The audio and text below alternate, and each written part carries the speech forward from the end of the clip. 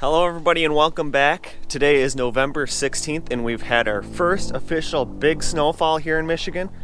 You can see we had about 4 inches last night. I'm going to go ahead, get the Mavic 2 Pro up in the air and see what kind of footage we can get in this bright conditions. I do have the Skyre ND16 filter on here and I have not gave, I think I have 3 packages of the Skyre ND filters now for Mavic 2 Pro and Mavic Zoom. Link is in the description down below if you want to enter to win one of those giveaways. Let's go ahead and get this bird up in the air and see how good a footage this takes. There are a few flurries still coming down, so hopefully those don't really get on the lens. I did condition this lens and had it outside before I actually began to fly. I didn't come from inside directly to outside. That will cause the lens to fog up.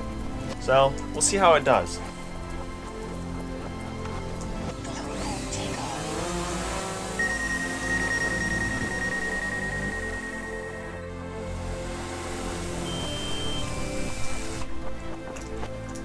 So far, from what I can see on my phone, the footage looks amazing.